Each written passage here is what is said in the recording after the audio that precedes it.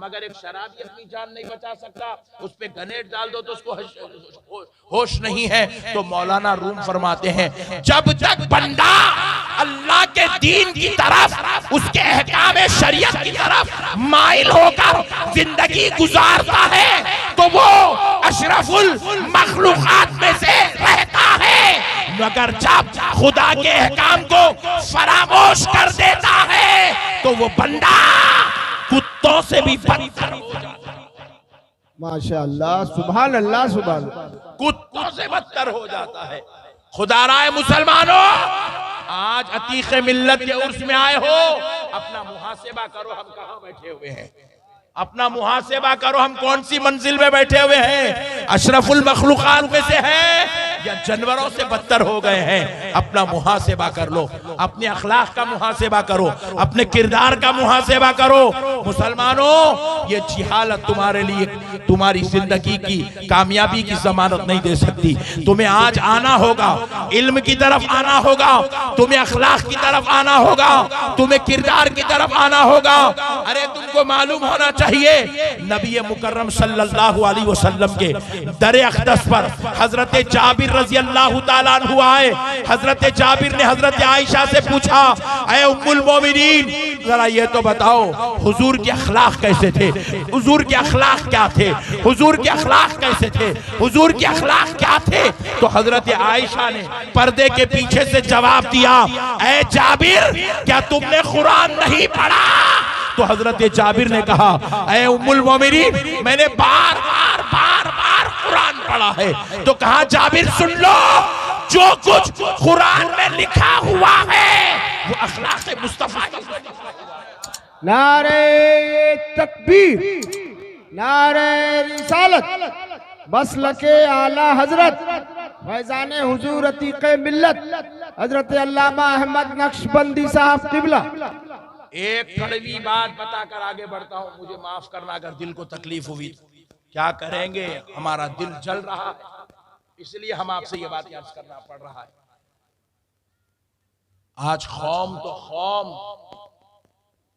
इल्म वालों की अखलाक भी इतने बदतरीन हो गए हैं। हम अपने स्टेजों पे खड़े होकर एक आलिम दूसरे आलिम को गाली दे रहा है, एक मुफ्ती दूसरे मुफ्ती का मुर्दा निकाल रहा है, जनाजे की नमाज पढ़ दे रहा है, एक मौलवी दूसरे मौलवी की खबर खोदने को लगा हुआ है। हम एक हत्ता कि अपने एक भाई के लिए हम जो है अपना दिल बड़ा करने को तैयार नहीं है। हमारे दिल में कुशादगी नहीं है। एक मस्जिद का इमाम दूसरे मस्जिद के इमाम से नफरत करता है, एक खतीब दूसरे खतीब के खिलाफ तकरीर करता है, एक मुफ्ती दूसरे मुफ्ती के खिलाफ फतवेबाजी करता है। कौम तो कौम है, इल्म वालों का ये हाल है। मगर आप पलट के काफिरों को देखो, काफिरों को देखो।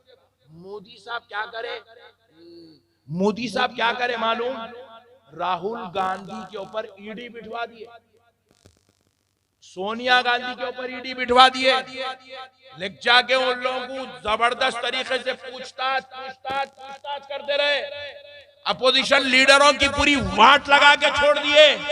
मगर उसके बावजूद भी आप राहुल गांधी की तकरीर सुनिए, क्योंकि हमारे नजरुल हसन साहब सियासी आदमी है, सियासी आदमी की दावत पे आया इसलिए बोल रहा हूं। उसके बावजूद भी राहुल गांधी क्या बोल रहा, मोदी जी मोदी जी मोदी जी बोल रहा, जी जी जी। जैसे हम पास साहब खिबला रेस्पेक्टेड लफ्ज है, ये गैरों के पास जी वैसा रेस्पेक्टेड लफ्ज है। इतने इख्तिलाफात, इतने टेंशनों के बाद, इतने जो है मसाइल के बाद भी उनके अखलाक में फर्क नहीं आ रहा, और हमारा ये हाल है। हम उसको मर्दूद, उसको मालून, उसको जाहिल, उसको बदमाश, उसको जलील, ये हमारे अल्फाज, ये हमारे अल्फाज। अब बताओ मेरे प्यारे भाइयों, अल्लाह रब्बुल इज्जत ऐसी कौम पर अपनी रहमतों का नुज़ूल कैसे करेगा मेरे भाई। शौहर बीवी को मार रहा है, भाई भाई को मार रहा है, बहन बहन के साथ जो है रिश्ता तोड़ के बैठी हुई है। रसूल कायनात सल्लल्लाहु अलैहि वसल्लम ने फरमाया, गिरडी के मुसलमानों कान खोलकर अपने भाई की बात सुनो। रसूल आजम सल्लल्लाहु अलैहि वसल्लम ने फरमाया, वो मुसलमान की मैं शफाअत नहीं कराऊंगा जो मुसलमान दुनिया में रिश्ते तोड़ने वाला होगा। रिश्ते तोड़ने वाले। आज हमारा हाल देखो, मामुओं से हमारा झगड़ा, फूफाओं से हमारा झगड़ा, चचाओं से हमारा झगड़ा, खालू से हमारा झगड़ा, बड़े भाई से हमारा झगड़ा, बहनोई से हमारा झगड़ा, साली से हमारा झगड़ा, भावत से हमारा झगड़ा, बहन से हमारा झगड़ा, हत्ता के दूध पिलाने वाली 9 महीने पेट में रखकर तकलीफों के साथ पालने वाली माँ से हमारा झगड़ा, पूरी जिंदगी जवानी लगाकर परवरिश करने वाले बाप से हमारा झगड़ा। इतने झगड़े और रसूल अल्लाह की वईद। रसूल अल्लाह फरमाए, मैं उस मुसलमान की शफाअत नहीं कराऊंगा जो मुसलमान रिश्ते तोड़ने वाला होगा। ये तो रिश्ते तोड़ने वालों की बात हो गई। अब सुनो, इंतहाई कलाम सुनो मेरे आका करीम अलैहिस्सलाम का, इंतहाई जलाली खिताब। रसूल मुअज्जम सल्लल्लाहु अलैहि वसल्लम ने फरमाया, नौजवानों कान खोल के सुनो, आमिना के लाल ने कहा, मैं उस मुसलमान की शफाअत नहीं कराऊंगा जो मुसलमान जुल्मन किसी मुसलमान का गला पकड़ेगा। जुल्मन किसी मुसलमान का, बोलिए, जुल्मन किसी मुसलमान का गला पकड़ेगा। गला पकड़ने वाले की होता नहीं, लड़ाई लड़ते वक्त गला पकड़ लेते। देखो मुसलमान एक दूसरे का गला पकड़े, पहले एक हाथ से गला पकड़, दूसरे हाथ से पंच देता। जैसे ही गला पकड़ा, रसूल अल्लाह फरमा रहे, मैं इसकी शफाअत नहीं कराऊंगा, शफाअत नहीं कराऊंगा। और कुरान क्या कह रहा है सुनो, वो इदा खातबहुमुल जाहिलून क़ालू सलामा। अल्लाह के महबूब बंदों की शान ये होती है, नेक बंदों की शान ये होती है, चहीतों प्यारों की शान ये होती है कि जब कोई उनके साथ जिहालत वाली गुफ्तगू करेगा, वो बदले में उनके साथ सलामती वाली गुफ्तगू करेगा। मुसलमान जिहालत का जवाब जिहालत से देने का नाम नहीं है। मुसलमान लड़ाई का जवाब लड़ाई से देने वाले का नहीं है। मुसलमान जिल्लत का जवाब जिल्लत से देने वाले का नहीं है। मुसलमान को लोग गालियां देते हैं, बदले में मुसलमान दुआएं देता है। मुसलमान को लोग शरारत करते हैं, बदले में मुसलमान मोहब्बत के तोहफे पेश करता है। अरे क्या तुमने नहीं सुना अपने उलमाए कराम से, हजरत सय्यदुना इमाम आज़म रहमतुल्लाहि ताला अलैहि के बारे में आपके एक मुरीद व मुतखिद ने आकर कहा, हुजूर मैं आ रहा था, आपका पड़ोसी आपकी गीबतें कर रहा है, बुरा बोल रहा है, बदकलामी कर रहा है, आपके खिलाफ गीबतें बयान कर रहा है। तो हजरत इमाम आज़म अबू हनीफा ने अपनी खादिमा को आवाज दिया, कहा कि एक थाला भर के खजूर लाओ। थाला भर के, एक प्लेट भर के खजूर लाए। इमाम आज़म ने कहा, चलो मैं उसके पास चलना चाहता हूँ जिसने मेरी गीबत की है, जिसने मेरी बुराई की है, जिसने मेरी इंसल्ट की है, जिसने मुझे जलील किया, मैं उससे मिलना चाहता हूँ। जब उनके पास ले जाया गया तो आपने दरवाजे पर दस्तक दिया। वो शख्स निकला जो आपकी बुराई करता था। आपने उसको सर पे से निकाल के वो खजूरों का थाला पेश कर दिया। कहा, मेरे भाई ये रख ले, मेरी तरफ से नजर है, नजर है, गिफ्ट है। पूछा, ये क्यों दे रहे हो? कहा, मैंने सुना है तू मेरी गीबत करता है, इसलिए मैं तुझे नजर पेश कर रहा हूँ। हमारे बुजुर्गों ने बताया जो तुम्हारी बुराई करे, बदले में तुम उसकी बुराई मत करो, बल्कि बदले में तुम उसे नजर पेश करो। वो शख्स पूछने लगा, क्यों नजर पेश कर रहे हो? कहा, इससे अच्छी बात और क्या हो सकती है? तूने मेरी बुराई करके, गीबत करके अपनी नेकियां मुझको दे दिया। क्या मैं बदले में तुझे खजूर नहीं दे सकता? क्या बदले में मैं तुझे खजूर नहीं दे सकता? क्योंकि रसूल अल्लाह फरमाए, गीबत करने वाले की नेकियां उसके नाम से निकाल दी जाती है, जिसकी गीबत कर रहा है उसके नाम में डाल दी जाती है।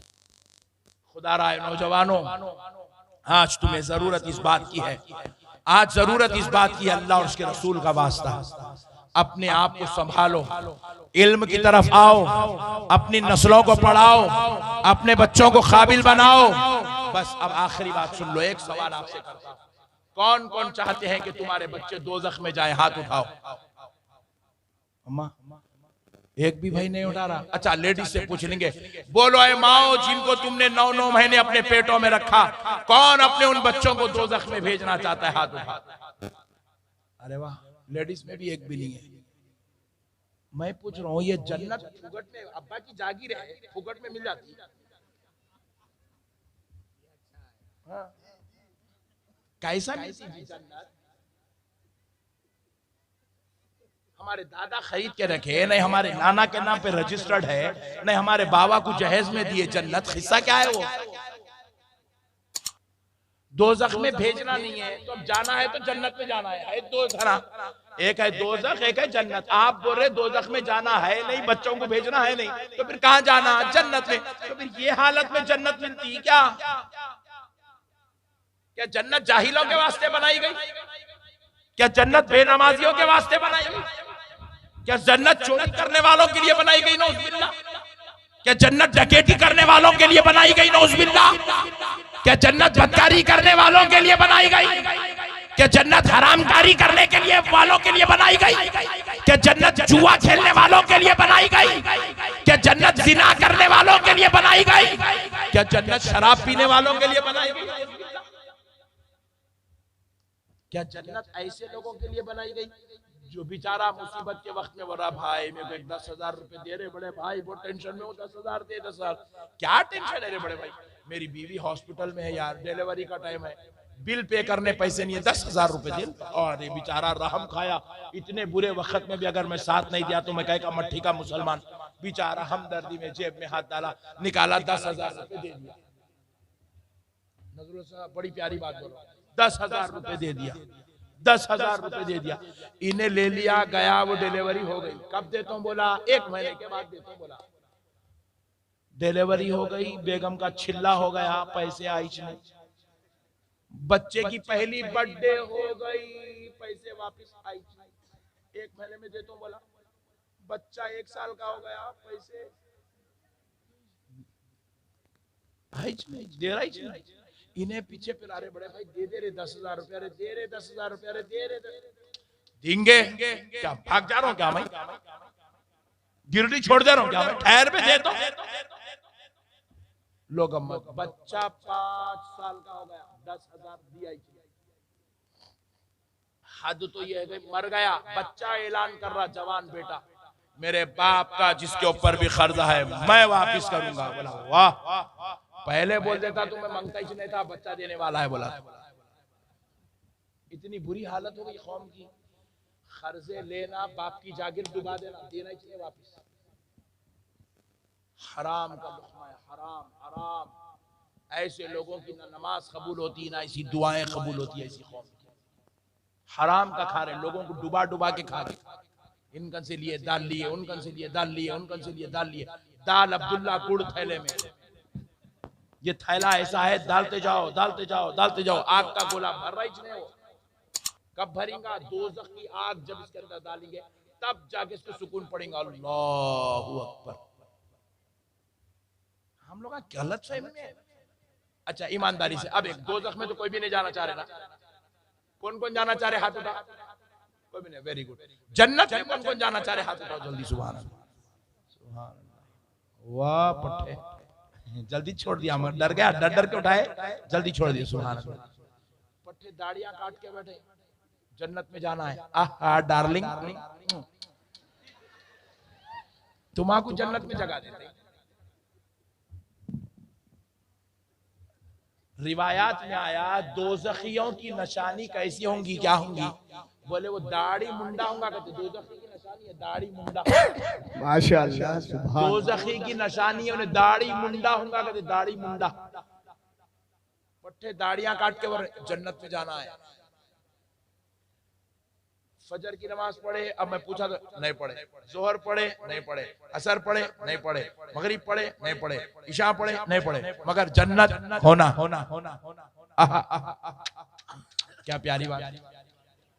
जन्नत भी बोले अल्लाह, ये पूरे बदमाशा वजू करते नहीं, नमाज पढ़ते नहीं, मस्जिद को आते नहीं, दीन पे चलते नहीं, मेरे को दे दे, ऐसा बोल रही जन्नत। नहीं, दोज़ख बोल रही है अल्लाह इनको मेरे को दे दे। अल्लाह जब तूने मुझे बनाया है तो मेरा भी तो पेट भरना ना मेरे मौला। ये मेरा निवाला है, ये मेरा निवाला है मेरे मौला, ये बदकार मेरा निवाला है। दोज़ख दुआ कर रही है अल्लाह इनको मेरे को दे दे। मेरे भाइयों, हम अपने पड़ोसी के साथ क्या मट्ठी अच्छा सुलूक करेंगे, अपने गांव वालों के साथ क्या अच्छी खिदमत करेंगे, हम खुद अपने आप के साथ हुस्न सुलूक नहीं कर रहे। अपने आप को हम दोज़ख के अजाब से नहीं बचा सक रहे, अपनी औलाद को दोज़ख के अजाब से नहीं बचा सक रहे, अपनी बीवी को दोज़ख के अजाब से नहीं बचा सक रहे। देखो पूरी बहनें बगैर बुरखे के बैठी हुई है, क्यों बैठी ने? शौहर बुरखा नहीं पिनाना चाह रहा, क्यों नहीं पिना रहा? बोले बुरखा पहनी तो नहीं जन्नत में आती, मेरे को नहीं होना है नहीं जन्नत में। हाँ, रियल फैक्ट है, बुरखा नहीं पहनने वाली औरत जन्नत में नहीं जाती। जन्नत में वो औरत जाएंगी जो बुरखे का एहतमाम करेंगी, पर्दे का एहतमाम करेंगी, जो सर के बाल से लेके पैर के नाखून तक जो अपने जिस्म को ढांप के रखेंगी, बुरखे में रखेंगी, पर्दे में रखेंगी, वो औरत के लिए जन्नत है। बेहया जिस्मों को दिखाने वाली, अपने लिबास को जाहिर करने वाली, अपने सिंगार को लोगों को बताने वाली औरत, खुदा की कसम ऐसी औरत के लिए जन्नत की खुशखबरी नहीं, दोज़ख की वईद आई है। दोज़ख के लिए जाएगी तो खुदारा अब एक शौहर, एक बाप, एक भाई, एक बेटा अपने घर की औरत को बुर्का और पर्दा क्यों नहीं करवाता? इसलिए नहीं करवाता क्योंकि वो नहीं चाहता कि उन्हें जन्नत में रहना।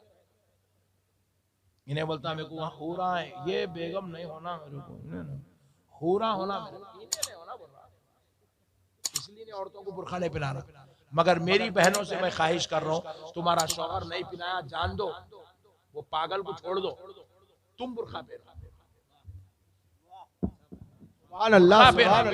बेशक बुर्खा पहनो, ये तुम्हारे लिए नजात का जरिया है, बख्शिश का जरिया है, शफात का जरिया है, रिज़ाए इलाही का जरिया है, सबब मग़फ़िरत है। खुदा राय मेरी माओ, अपनी औलाद को पढ़ाओ, अपने बच्चों को पढ़ाओ। बस अब आखिरी बात सुन लो, हदीस शरीफ में रसूल अल्लाह सल्लल्लाहु अलैहि वसल्लम इरशाद फरमाए, जब किसी का बच्चा हाफिज कुरान बनता, मैं मौलाना नजरुल हसन साहब से पूछा, हजरत आपके मदरसे में कितने बच्चे? हजरत बोले 35। 35 लाख बोले, जैसा बोले 35, मेरा मुर्दा निकल गया। इतने बड़े आलिम, इतने बड़े साहिब, जिनको पूरा हिंदुस्तान पहचानता, उनके मदरसे में ये कौम की हालत है, अपने बच्चों को पढ़ाने की तैयारी नहीं। और हम लोग स्टेजों पर ठहर के वहाबी का मुर्दा निकाल रहे हैं, उसका मुर्दा निकाल रहे हैं, उसकी खबर खोद रहे हैं, उन्हें काफिर है, उन्हें जहन्नम में, बोल के हम ढंडोरे पीट रहे हैं। मगर उनके मदरसों में जाके देखो 3000 बच्चे, कितने बोलो? 1500 बच्चे, 1000 बच्चे, 700 बच्चे, 800 बच्चे। उनका ने हमारे पास सालाना खर्चा हुआ तो 2 बच्चे हाफिज बन रहे हैं, 4 बच्चे हाफिज बन रहे हैं, 3 बच्चे हाफिज बन रहे हैं। और उनका ने 300 बच्चे हाफिज, 200 बच्चे हाफिज, 100 बच्चे हाफिज। आप सऊदी अरब से हराम का, अरे हराम का लारा की, हलाल का लारा की, पढ़ाना तो सही ना रे भाई। उनके पास एक मस्जिद है, 10 इमाम तैयार है, हमारे पास 10 मस्जिदा हैं, एक इमाम भी नहीं मिल रहा, ढूंढे तो। क्योंकि हम कौम को हाफिज नहीं बना रहे, आलिम ही नहीं बना रहे। हमारी मस्जिद में ना खतीब है, ना हमारी मस्जिद में इमाम है, ना हमारी कौम के अंदर रहबर है। इतनी बुरी हालत हमारी हो गई है, इसलिए हमारी पूरी मस्जिदों पे उनका कब्जा, उनका कब्जा, उनका कब्जा। रस्ते में कहीं रुक के नमाज पढ़ना बोले तो 40 मरतबा हैबत हो रही, कौन है कि क्या आएगी, क्या कर रहा है कि क्या नहीं।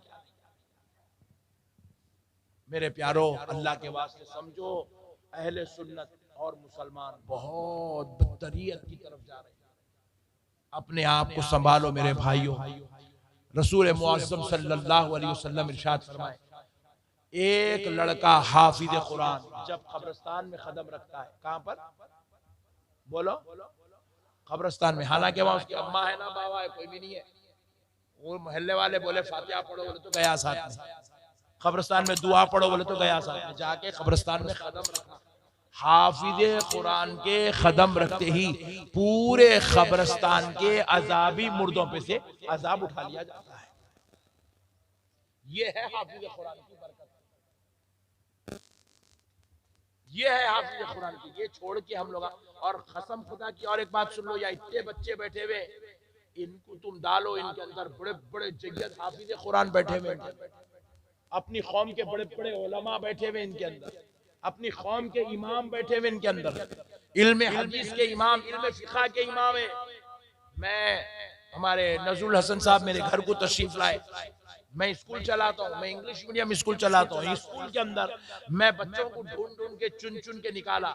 70 बच्चे मेरे स्कूल के अंदर हिफ्ज कर रहे, इंग्लिश मीडियम स्कूल है, उसमें हिफ्ज करवा रहा हूँ। 70 बच्चे मेरे पास हिफ्ज कर रहे, खाली मेरी हिफ्ज की क्लास में, हिफ्ज की क्लास में 70 बच्चे। मेरे स्कूल में 700 बच्चे, मैं बच्चों को चुन चुन के निकाला।